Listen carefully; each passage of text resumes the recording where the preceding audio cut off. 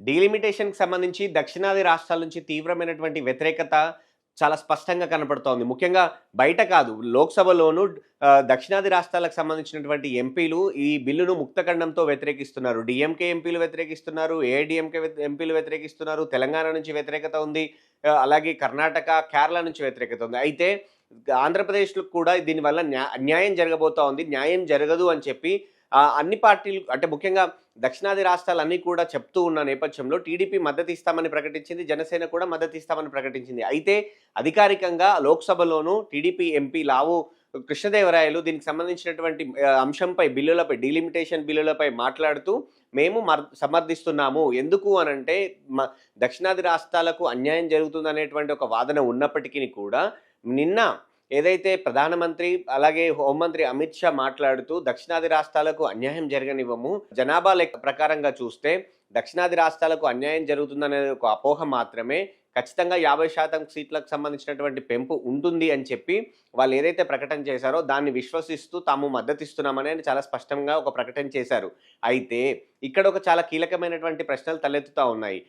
వాళ్ళు ఏదైతే ప్రకటన చేశారో ప్రస్తుతం ఉన్నటువంటి సీట్లలో 50% సీట్లు పెంచుతూ దామాషా లెక్కల ప్రకారం పెంచితే గనక ఇబ్బంది ఉండదు. కానీ ఓన్లీ 2011 జనాభా లెక్కల ప్రకారం పెంచితే పెరగాల్సినన్ని సీట్లు ఆంధ్రప్రదేశ్‌లో కూడా పెరగవు. ఇది రాష్ట్రానికి అన్యాయం జరుగుతుంది. దాదాపు 3, 4 సీట్లు ఎక్కువగా పెరగాల్సి ఉన్నప్పటికీ కూడా అవి సీట్లను కోల్పోవాల్సి వస్తుంది.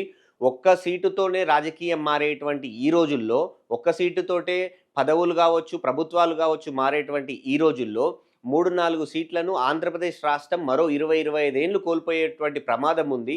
ఇది రాష్ట్రానికి గొడ్డలి పెట్టుగా మారుతుంది అనేది ఒక రకమైనటువంటి అభిప్రాయం గ్రౌండ్‌లో నుంచి చాలా క్లియర్‌గా కనపడుతున్న దశలో మేము ప్రధానమంత్రి, హోంమంత్రి మాకు న్యాయం చేస్తారు అని చెప్పి నమ్ముతున్నాము. వాళ్ళు ఇచ్చినటువంటి హౌస్‌లో అష్యూరెన్స్ ఇచ్చారు కాబట్టి దానికి అనుగుణంగా మేము మద్దతిస్తున్నామని చెప్పి టీడీపీ ప్రకటించింది. అయితే ఇక్కడ మనం కీలకమైనటువంటి విషయం కూడా గమనించాల్సి ఉంటుంది. ఆంధ్రప్రదేశ్ పునర్విభజనకు సంబంధించినటువంటి చర్చ సందర్భంగా 2014 ఆంధ్రప్రదేశ్ పునర్విభజన చట్టం పైనటువంటి డిబేట్ జరుగుతున్న సమయంలో ఇటు లోక్‌సభలోనూ, అటు రాజ్యసభలోనూ అనేకమైనటువంటి అభ్యంతరాలు వ్యక్తమయ్యాయి.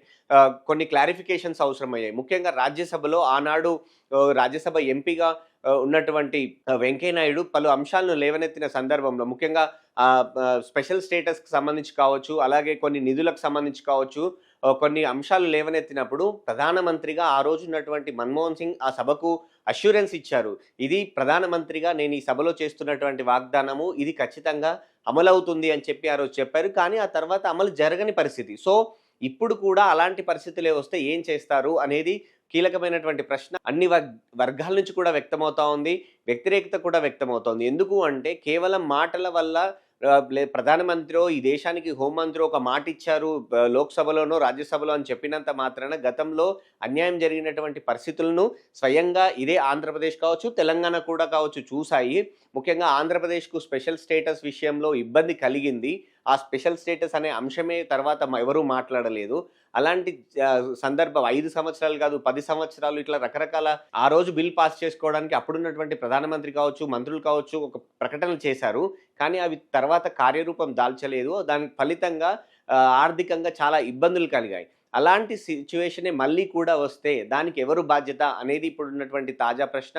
టీడీపీ గుడ్డిగా ఎన్డీఏ భాగస్వామిగా ఉంది కాబట్టి గుడ్డిగా బీజేపీ చెప్తున్నటువంటి మాటలను నమ్ముతుందా అనేటువంటి ఒక ప్రశ్న కూడా ఉత్పన్నమవుతున్నటువంటి పరిస్థితి. సో దీనికి ఇటు అది 50% సీట్లు అనుకున్నట్టుగా దామాషా ప్రకారం వస్తే ఏం కాదు. కానీ రాని పక్షంలో ఖచ్చితంగా వచ్చే ఎన్నికల నాటికి సీట్లు తక్కువగా పెరిగితే మాత్రం ఖచ్చితంగా ఇది రాజకీయంగా టీడీపీకి ఇబ్బందికరమైనటువంటి పరిణామంగానే చూడవచ్చు. ఎందుకంటే దక్షిణాది రాష్ట్రాలన్నీ కూడా ముక్తకంఠంతో ఈ బిల్లును వ్యతిరేకిస్తున్న సందర్భంలో ఏపీ నుంచి పైగా బీజేపీకి ముఖ్య భాగస్వామిగా ఉన్నటువంటి టీడీపీ దీన్ని వ్యతిరేకించకుండా సమర్థిస్తుంది కాబట్టి అయినా కూడా అన్యాయం జరిగితే మాత్రం ఖచ్చితంగా రాజకీయంగా చంద్రబాబు కావచ్చు, టీడీపీకి కావచ్చు ఇబ్బందులు ఎదుర్కోవాలి, రాజకీయంగా విమర్శలు ఎదుర్కోవాల్సి వస్తుందనేది మాత్రం చాలా స్పష్టంగా కనపడుతోంది.